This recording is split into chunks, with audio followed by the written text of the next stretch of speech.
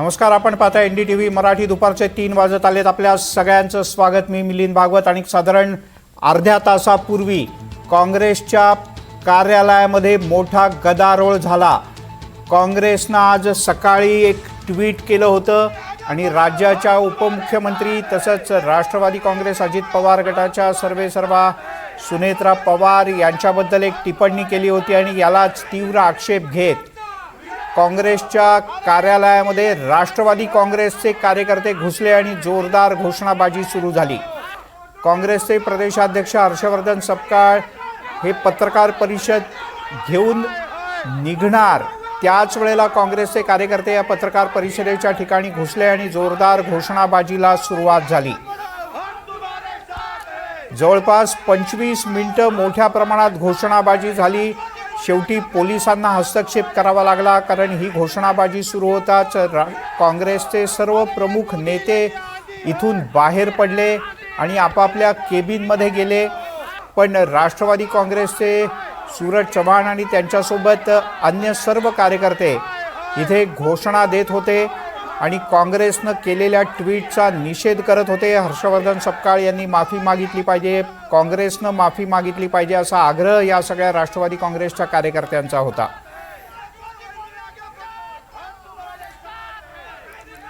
काँग्रेसनं या सगळ्या याच्यात आपली भूमिका थोड्याच वेळापूर्वी स्पष्ट केली. काँग्रेसचे प्रदेशाध्यक्ष हर्षवर्धन सपकाळ यांना याबद्दल विचारलं तेव्हा त्यांनी आपली भूमिका स्पष्ट केली. तर राष्ट्रवादी काँग्रेसचं स्पष्ट म्हणणं आहे की कोणत्याही परिस्थितीत काँग्रेसच्या प्रदेशाध्यक्षांना आणि काँग्रेसला माफी मागावीच लागेल. ज्या काँग्रेस पक्षाच्या एक्सपोस्ट वरून सुनेत्रा वहिनीला गुंगी म्हणून हिणवण्यात आलेला आहे, हर्षवर्धन सपकाळ साहेबांनी माफी मागावं हे आमचं म्हणणं.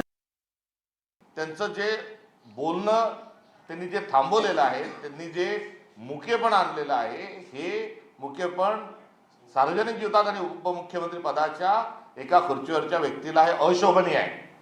कुठे अजितदादांसारखा खमक्या नेता, त्यांच्यासोबत काँग्रेसची मतभिन्नता होती, मतभेद होती, वैचारिक स्वरूपाच्या काही आमचा त्यांचा संघर्षही कुठे होता, मात्र त्यांच्या नेतृत्वाच्या अनुषंगानं कुठली शंका उपस्थित राहू शकत नाही.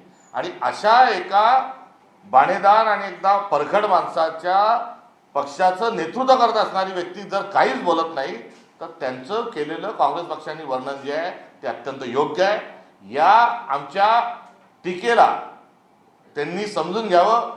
त्याच्यावर कुठेही गोंधळ करण्याचा आणि सर्वांनी त्याच्यावर कुठेही आम्हाला शहाणपणा शिकवण्याची कुठे आवश्यकता नाही.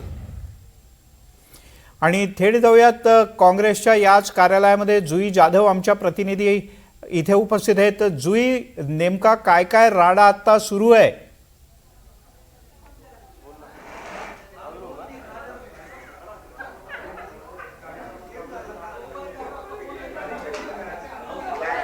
जुई, माझा आवाज पोहोचतोय? इथे थोड्या वेळापूर्वी मोठ्या प्रमाणात घोषणा होत्या, राष्ट्रवादीचे कार्यकर्ते इथे घुसलेले होते पत्रकार परिषदेत, आता त्यांना पोलिसांनी ताब्यात घेतलंय. सध्या काय वातावरण आहे? काँग्रेसचे नेते आहेत कुठे?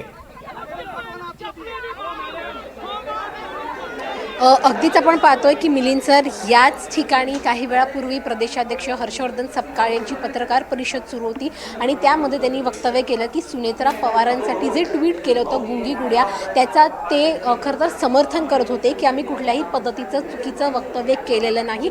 सुनेत्रा पवार अनेक विषयांवर गप्प आहेत, जर आम्ही त्यांना गुंगी गुड्या बोलतोय तर त्या दुर्गा आहेत, त्यांनी सिद्ध करावं. मात्र ही पत्रकार परिषद सुरू असतानाच राष्ट्रवादीचे जे कार्यकर्ते आहेत, पदाधिकारी आहेत, ते भर पत्रकार परिषदेमध्ये घुसले. प्रवक्ते सूरज चव्हाण यांच्या अध्यक्षतेखाली हे सगळे महिला पदाधिकारी, पुरुष पदाधिकारी याच पत्रकार परिषदेच्या ठिकाणी घुसले आणि त्यांनी घोषणाबाजी देखील सुरू केली. खरं तर आपण पाहिलं, हर्षवर्धन सपकाळांची पत्रकार परिषद सुरूच होती, परंतु जसे सगळे कार्यकर्ते आले तसे हर्षवर्धन सपकाळ उठून आतमध्ये त्यांच्या दालनात गेले. आता सगळे गेल्याच्या नंतर हर्षवर्धन सपकाळ पुन्हा एकदा त्यांची प्रतिक्रिया व्यक्त करणार आहेत.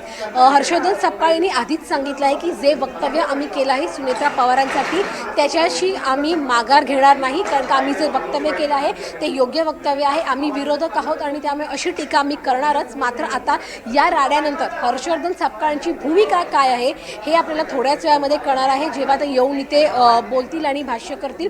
दुसरे की आपण जर पाहिलं तर म्हणजे राष्ट्रवादीचे कार्यकर्ते आहेत त्यांना देखील पोलिसांनी ताब्यात घेतलं आहे आणि आता काँग्रेसकडून देखील आपण जर पाहिलं तर मग यांच्यावरती गुन्हा दाखल करण्याच्या हालचालींना वेग आला आहे, कारण का ट्रेसपासिंगचा गुन्हा काँग्रेसकडून दाखल केला जाऊ शकतो आणि जशाच हालचालींना आता वेग येत आहे. मिलिंद, सध्या काँग्रेसचे कार्यकर्ते इथे आहेत का? कारण यापूर्वी आपण जेव्हा पाहिलं अशा प्रकारची परिस्थिती असते, एका राजकीय पक्षाचे कार्यकर्ते निषेध नोंदवण्यासाठी दुसऱ्या राजकीय पक्षाच्या कार्यालयात घुसतात, त्यावेळेला मोठा गदारोळ होतो, गोंधळ होतो, हाणामारी सुद्धा अनेकदा झालेली आहे. पण इथे काँग्रेस पक्षाचे कोणी कार्यकर्तेच उपस्थित नव्हते.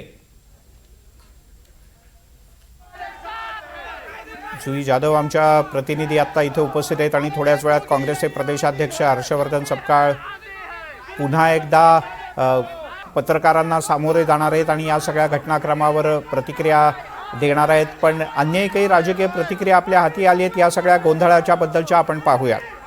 महाराष्ट्राच्या राजकारणाचा स्तर आता खूप खालावत चाललाय आणि कुठेतरी असं वाटतं की आता ना भाषेची मर्यादा आहे ना बोलण्याची रीत आहे. आज तर काँग्रेसच्या ट्विटर हँडलवरनं जे सुनेत्रा पवारांना म्हटलं गेलं ते अतिशय अपमानास्पद आहे. कोणालाही गुंगी गुडिया म्हणणं, एक ज्या उपमुख्यमंत्री आहेत महाराष्ट्राच्या आणि एक स्त्री असताना त्यांना अशी भाषा वापरणं हे मला मान्य नाही. मी त्यांच्या पक्षाविरुद्ध टोकाचं लढले, पण एक टीका करताना सुद्धा एक मर्यादा लागते. तुम्हाला त्यांना काही बोलत नाही त्याची टीका करायची तुम्ही करा, पण गुंगी गुडिया म्हणणं हे बिलकुल शोभत नाही काँग्रेससारख्या पक्षाला. म्हणून मी आत्ताच काही वेळापूर्वी पृथ्वीराज चव्हाणांशी बोलले, त्यांनाही सांगितलं, त्यांना तर धक्काच बसला ऐकून. तर मी म्हटलं तुम्ही जो कोण व्यक्ती आहे त्याच्या विरुद्ध पक्षाकडनं कारवाई ही झाली पाहिजे. पदभार घेऊन अजून 6 महिने सुद्धा झालेले नाहीयेत आणि लगेचच ज्यांच्या कुटुंबामध्ये आणि ज्यांच्यावर एवढा मोठा दुःखाचा डोंगर कोसळलेला आहे हे माहीत असताना काँग्रेस पक्षानं अशा पद्धतीनं असंवेदनशीलताचं प्रदर्शन करत अशी वक्तव्य करणं हे खरं तर त्यांना शोभत नाही. एक प्रकारे त्यांनी गुंगी गुडिया हे सुनेत्रा वहिनींच्या संदर्भानं उल्लेख करून काँग्रेसच्या त्यांच्याच नेत्या असलेल्या इंदिरा गांधी यांची सुद्धा एक प्रकारे टिंगल केलेली आहे हे यातून दिसतं. विनंती आहे तुम्ही सर्वांनी या गोष्टीचा निषेध केला पाहिजे की एक पत्रकारांनी योग्य प्रश्न विचारून सुद्धा गुंडासारखी दमदाटी करून पत्रकारांचा आवाज हा त्या ठिकाणी दाबण्याचा प्रयत्न हा मुंडेंकडनं त्या ठिकाणी झाला.